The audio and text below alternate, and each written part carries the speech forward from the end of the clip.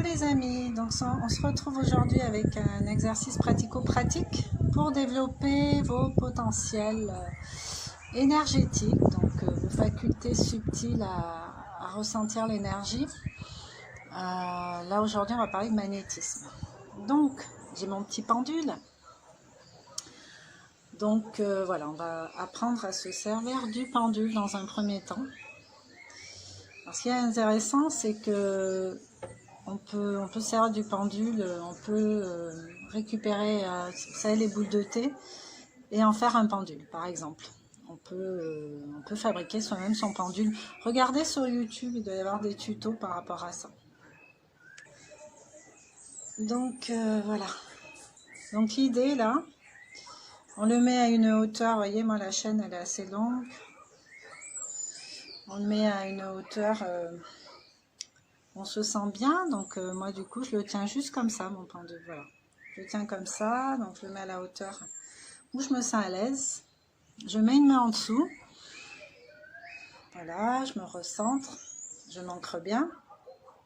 Et je vais demander à mon pendule de me montrer son oui. Alors, pendule, montre-moi ton oui. Pendule, montre-moi ton oui.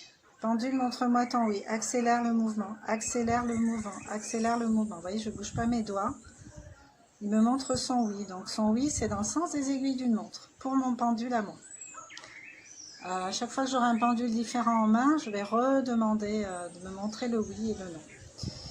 Il existe plusieurs formes de pendule. Ensuite, pendule, montre-moi ton nom. Pendule, montre-moi ton nom. Montre-moi ton nom. Accélère le mouvement, montre-moi ton nom. Montre-moi ton nom. Accélère, accélère, accélère, accélère. Stop. Stop. Voilà.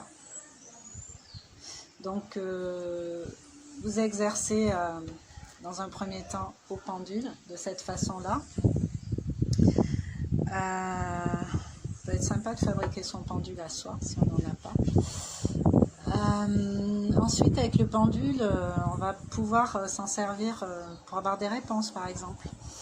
Donc, je me pose une question. Bon, en général, c'est pas divinatoire. Le pendule ne va pas vous expliquer ce qui va se passer dans 10 ans. À la base, il n'est pas là pour ça. Il est juste là pour vous donner les réponses sur, peut-être vous avez des doutes sur un truc à faire ou quoi. Ben voilà, vous demandez.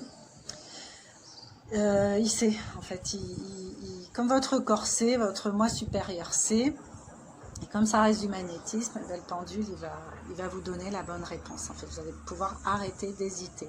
Mais pour ça, il faut faire confiance aussi à son pendule. Donc évidemment, pour l'utiliser, il faut revenir au point zéro tout le temps. Donc, on a déjà parlé sur cette chaîne. Si vous ne savez pas ce que c'est, ben, regardez sur YouTube. C'est vraiment revenir à un état émotionnel neutre, en fait. En gros, c'est ça. Pour vous exercer au départ, parce que ça peut être super drôle, donc on va poser 1 milliard de questions. On va poser des questions qui ne vous concernent pas vraiment, qui n'ont aucun impact émotionnel pour vous. Comme ça, vous exercez comme ça avec des questions un peu bateau. Même quand vous savez que c'est du non qui vient, par exemple, vous pouvez pas que des réponses où il y a du oui, vous entraînez comme ça, sur des sujets assez neutres. Et puis après, petit à petit, à force de maîtrise, vous pourrez non seulement gérer ce point zéro, mais aussi poser des questions pour avoir les bonnes réponses. Si vous perdez quelque chose chez vous ou ailleurs, avec le pendule, vous pouvez lui demander, est-ce que c'est dans cette pièce? Là, selon votre convention, oui, non, il va se mouvoir d'une certaine façon, vous saurez que c'est là ou pas. Voilà. Le pendule peut servir aussi pour voir l'équilibre des chakras.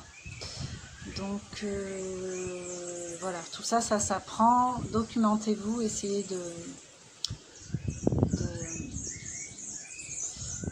vous renseigner sur le sujet. Et puis, si par exemple quelqu'un a mal quelque part, vous pouvez vous amuser, sans que la personne vous dise où elle a mal, à venir avec le pendule près d'elle et essayer de localiser la douleur. Donc en fait, on peut faire plein de choses avec le pendule, c'est vraiment un super outil.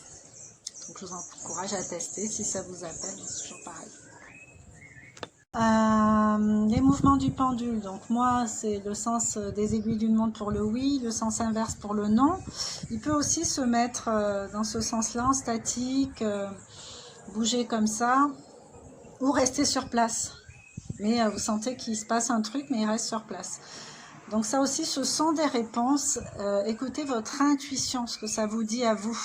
N'essayez pas absolument ne considérez pas que les autres ont vos réponses à vous. C'est pas vrai. Donc essayez d'écouter ce que votre intuition vous raconte par rapport à ça. Peut-être que des fois, c'est juste pas le bon moment de poser la question. Revenir le lendemain ou dans quelques temps, voilà. Bon, ben voilà pour aujourd'hui les amis, j'espère que cette petite pratique vous aura plu, si vous découvrez le pendule. Et puis on se retrouve bientôt avec d'autres exercices. Prenez soin de vous. Ciao.